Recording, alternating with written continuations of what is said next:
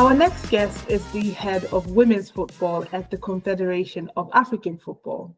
Meskerem Tadesse Goshime is also the former manager of the Women's Football Development Office and Deputy Secretary General at the Ethiopian Football Federation, and was also the venue protocol officer at the FIFA World Cup Qatar 2022.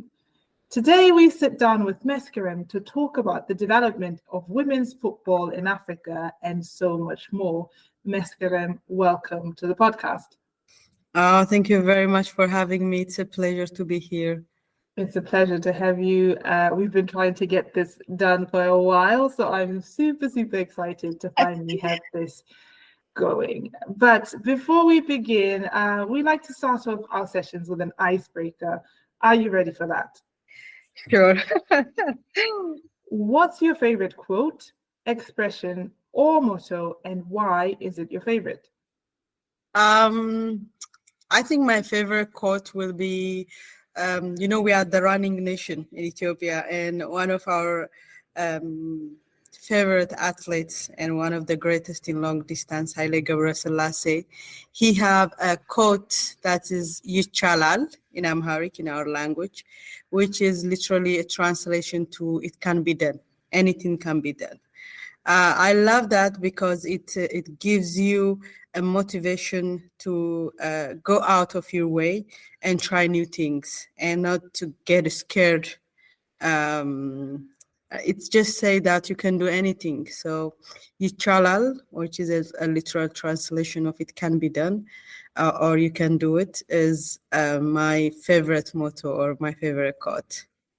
Absolutely love it. Wonderful. And speaking of getting things done, football, how did you get started in football? I think every child in Africa loves football. I think that's something that's very much available when you're growing up. You play in your area, you watch it on TV, your brothers, your sisters are following teams, following the local teams. I think my love for football also comes from someone I admire the most, Nelson Mandela. I remember the first time I watched football, a competition was AFCON, the one that South Africa hosts, the 1996 African Cup of Nations. And why I watched that competition was because actually in the opening ceremony, there was Nelson Mandela. So I want to watch Nelson Mandela. And then I watched the competition and I literally, as a girl of 10 years old, fall in love with football and watching tournaments. That's how I got into watching football. More than this, in my family, everyone watch football, and my uncle, my dad. So I think football is what I inherit from the family and from the society. And speaking of AFCON, the tournament has just started. Are you watching? Who are you rooting for? Tell me. Yes. This one is exceptional. I think we have been surprised to see that there is no small team in Africa now.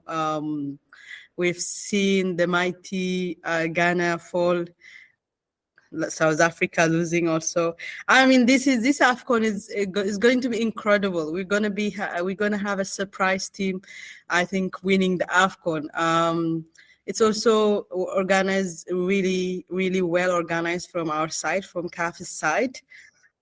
I'm not going to say I root for the best team, but I'm this team. But I say let the best team win. Let the best team win. We're rooting for all of them. Yes.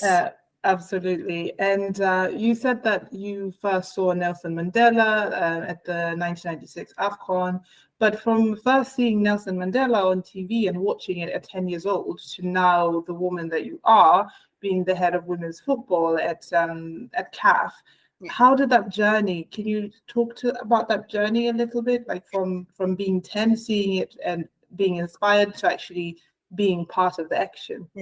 Yeah, I think there's always a question in the back of my head, because you see, whenever I go with my dad to watch football, it's always men's football.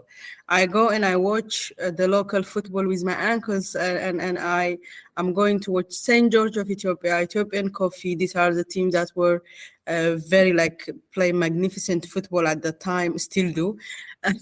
And I used to watch. I used to go to with my uncles, and I used to watch in Addis Ababa Stadium these matches, and it's always men I see around me. It's always men's football on TV. To tell you the truth, until I was a teenager of 16 or 17 years old, I didn't even know we had a World Cup of our own. There was no availability to watch it. And then when I was in high school and I was playing football, and I really, really love football and I want to work in football. And when I told that interest for my family, it was not acceptable.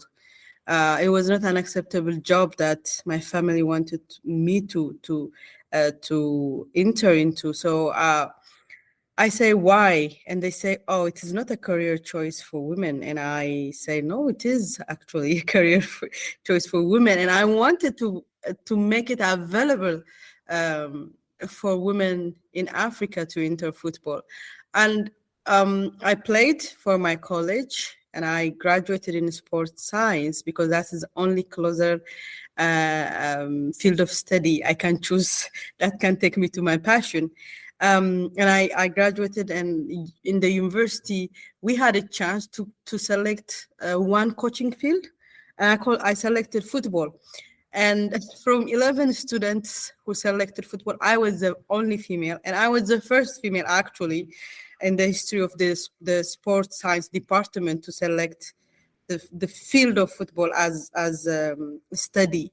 And my professor told me, are you, even the first day, I think he told me, I think you miss, like, this is not your class or something like that. And this was inside of me, and I really wanted to make impact and make that football is available for women and make sure that women have a say in football. I think that's my journey started from this question of why women are not in football and why we are not seeing women's football live on TV. Yeah, that's how I ended up here, I guess. And so much has changed between now and when you first got started in football. You mentioned that you were the first at the university to select football as the first woman to select football as your main coaching area. But now I can assume that hopefully there's more women who, since after you have done it. So what have been some of the best developments you have witnessed so far in the running of football in Africa, just in general, from the time you first started to where we are today? I think the first thing is acceptance. I know it's still a long way to go. There is a big journey ahead of us, but I feel like there is a bit of acceptance now in the football community, not just the top management, but in the football community from the stakeholders that women's football is here and it's here to exist, and women can play beautiful football. The second thing I saw is the competition power, the competitiveness of the football. The women's football has grown a lot. If you say leagues in member association, we have strong leagues now with good caliber of football players, with good teams. We have the Champions League, for example, for Africa, the first club competition, continental competition. We have under 15 competition for girls through school football. The AFCON has grown. And the competitive balance, there is not a lot of dominant team now. Small teams are growing and competing very well. In under 20 and under 17 FIFA qualifiers, we are seeing a good result. So competition has grown, acceptance has grown. Plus to that, the talent we are seeing in terms of player, it's amazing. The talent, the Catalana, the new girls who are shining now, the Oshuala, they are being competitive in big leagues in the world, not just inside Africa. Going across a board and making a difference, and putting names and their names and their countries' names, and the talent has growing. I think that comes with the acceptance of the community and girls getting chances to play football. I also can say that the participation of women in leadership role has improved. We have had, let's say, the first female general secretary of FIFA, Madam Fatima. However, that actually influenced other women to come to football and make their mark. We have now, thanks to the change in the legislation, executive committee members in each member association, one or two executive committee members, not just like in board, but also we can see media officers, female journalists. Go to DSTV now, let's say the biggest African media, DSTV, you see female journalists, female commentators. You see female doctors now breaking the barriers and coming to be a doctor in teams. So I think there is acceptance and there is a big change in terms of women football and women in football. That's so wonderful to just hear that all of that is happening, because maybe sometimes we talk so much more about like what's not going right versus, like look at the small things like the representation across all the different areas versus just representation in one area, Exactly. Last year at the FIFA Women's World Cup, Australia and New Zealand, we saw 3 out of the 4 teams representing the African continent make it to the knockout stage. And then the year before that, at the Qatar 2022 FIFA World Cup, we saw Morocco finish in 4th place. So I'm wondering, to what can we attribute this growth and improvement of African team performances? Thank you. I think this is a testament of what CAF has been doing as an organization, but also what member association has been doing. And most of the member association you mentioned have been investing a lot in women's football. And then also when you see most of the players going to the Women World Cup, they pass through our league development pathway, which is their club, and then the Champions League. So I think it's both ways, what CAF is doing and what the member association is doing. And it all fell to investments in terms of competition, investment in terms of development, and giving it focus and energy. We are trying to make women's football to really build the base of women's football. And that base is what you can see at the tip of the pyramid. Without that strong base, you cannot have the tip of the pyramid, which is performing well in the World Cup. It's not just that. If you can see the under 17 and under 20 World Cup and how teams have performed, African teams have performed. For example, last year, Tanzania, for the first time, they make it to the under 17 World Cup. And they just didn't come back from the group stage. They actually outperformed teams like Canada and France and went to the second round of the competition. That shows you the investment that has been done and the base that has been happening, the change that has been happening inside the confederation and inside the member association. And it's all fell to investment in terms of development. When you invest, not just money, not just finance is a big, yes, finance have a big impact, but not just financially, but also if you give it focus on this development, then you can achieve what we have been seeing globally.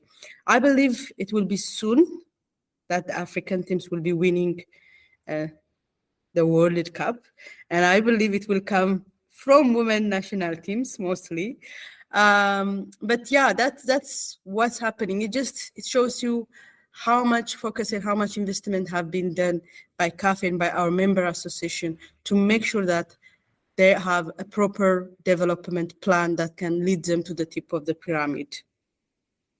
That's wonderful. What do you think still remains to be done to increase the global competitiveness of African teams? I think still we really need to focus on competition, especially developmental competition.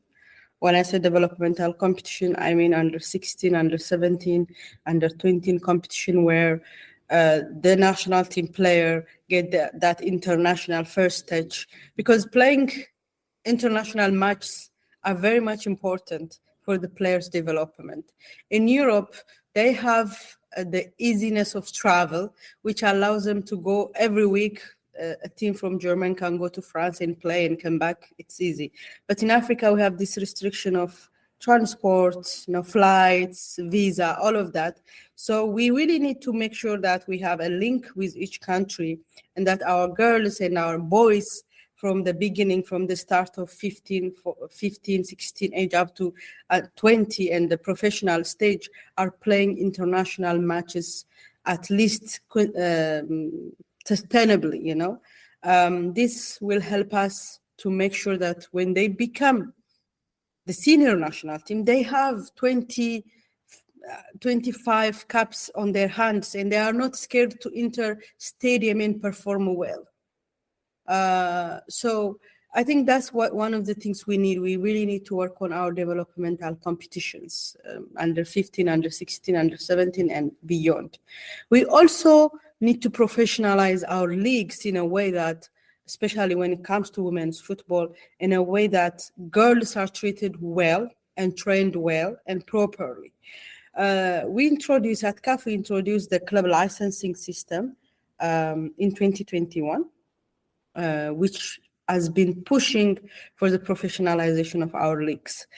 We just ask the bare minimum, that clubs have contracts with their players, that the player have doctors, physiotherapists, and they are coached by a coach who's licensed, which means a well-educated coach, licensed by CAF. And we ask them to have at least a secretary. So the club have a professional sense and the girls are taken care of and they are playing in a safe environment. When you make sure these are done and when you make sure that the leagues are professional, then we can have more impact, good performance worldwide. That's how we see Morocco. Morocco started their league. The federation take the risk of, okay, we need to pay our players, we need to have professional leagues, and they invest in their league. They were paying their players a certain amount of money, and that paid off in the last World Cup, in the Women's World Cup. So we need to have that kind of strong competition and strong league with a professional establishment in our member association, plus to the development competition, really to make our impact globally. That's again, I keep saying that's so amazing, but it's really nice to hear these things because sometimes you can lose this information, right? Because I personally live in Europe, so I don't really see much published about, say, the development of African football, especially from the women's perspective. So it's so wonderful to have you on here and shed light into what's going on, and you can clearly see, like you said with the Tanzania case, that it is a testament of the development of if you focus on development, focus on investment, then you get the fruit. So then hopefully other countries are sort of taking inspiration and also wanting to do the same. True. One of the other things that you do, Meskerem, is that you deliver lectures on sports science. Do you still deliver lectures? And can you tell us about the motivation for this? Why do you do that? I love education. I think education is a very key component of growth. I mean, we cannot grow without education. We cannot grow without knowledge. And sharing your knowledge and changing the life of people. I also coached, so I coached some of the girls who went out and play in clubs in Ethiopia, and I feel like I actually make an impact in their life, So education actually make you impact a human being, really, a life of someone. And if you can change someone's life for the better, why not? I really love teaching. I love the satisfaction you get after finishing a lecture. It really gives me a very good satisfaction, and I I still do that. I'm still delivering lectures in some of our CAF instructor course or some of our CAF seminars, and I really love it. While I'm not that much involved in teaching because I'm now shifted into administration, but I really love teaching and connecting and with people and seeing the change you bring in their life. And speaking about impact and change, if you were to reflect on your journey so far in football and the impact you've made, how would you describe it? I think it's small still, but I wish it is. I wish it is. I mean, it's going. How do I describe it? It's done, but it's not done yet. It's kind of like that. We have made a very great progress, especially in terms of making sure that women's football get the focus it deserves, not just like the investment, not just the fund, but the focus it deserves. That when we go into a room, people see and think about women's football. You know, we give it a recognition. I think one of the biggest thing we did was recognition. Now at CAF, we have our own brand for women's football. So when you see our women's football brand, the purple and the green, it's very bold brand. We did it very boldly because we wanted to be loud. And we wanted also to reflect Africa, actually, our brand. And it's, if you see our brand, it's purple, orange, a lot of colors. We have 8 color palettes. And it actually come from how women dress in Africa. You know, we'd like to dress colorful. Because of this brand and our slogan, which is empowering our game, I think we have given it the recognition. So I can say my impact right now is recognition for women's football, giving it that recognition. But we still have a long way to go. And I'm sure we will leave a very good legacy and impact before we leave this journey. And what do you hope that legacy or impact in the future would be? For me, really, I want a girl child to choose football and think that she can do it. There is nothing stopping her. So for me, I want every girl in Africa to choose football as a career choice, that she knows there is a place for her in football, either a journalist, a medical officer, a security officer, a football coach, as a player, as an administration, why not as a president of an MA or as a general secretary of an MA? So for me, just to know that I have given hope for the next generation, that we have opened the door for the next generation, and to see us and to see themselves in us and say, okay, I can go to CAF, I can go and work at FIFA, I can go and work at my own member association or my own regional small federation, or I can own my own football club, have my own football club in my country, have my own women's football club, coach. You know, it's endless. The opportunities in football are endless. Be an agent, you know, be a media person, be an anchor, be whatever she wanted to be in football. There is a place for every woman and every girl. That will be a big legacy, to make the door open for them, you know. And if there's any girl listening right now who's interested in the sports industry and football and wanting to sort of carve out a career for themselves, what career advice would you give that girl? I think it's follow your passion. I know a lot of people have said this, but following your passion will always reward you at the end of the day, even if it's not financially, but that's the satisfaction you get from doing what you love is something else. So I will say follow your passion and don't let anyone tell you you cannot be what you want to be. I have not listened to my dad. He's grateful for that. I have not listened to my family. I know that's not what any African girl will say, but I think it's always better to follow your passion, and you will not really, you will not be sorry to follow your passion. Wonderful. And if people want to connect with you, Meskerem, where can they do that? They can find me on LinkedIn. It's Meskerem Tadesse Goshime as my name. Or drop an email to my personal email, meski.tadde@gmail.com. Or in Twitter, I think it is meskitg or meskiti. They can follow me on Twitter also, or X now.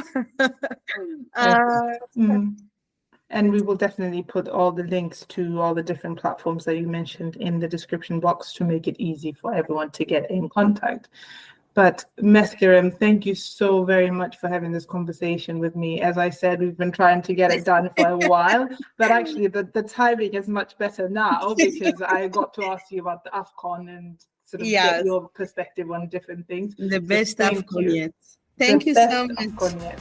Yes, thank you so much, and it's a pleasure to speak to you and to speak about women's football always. So thank you very much.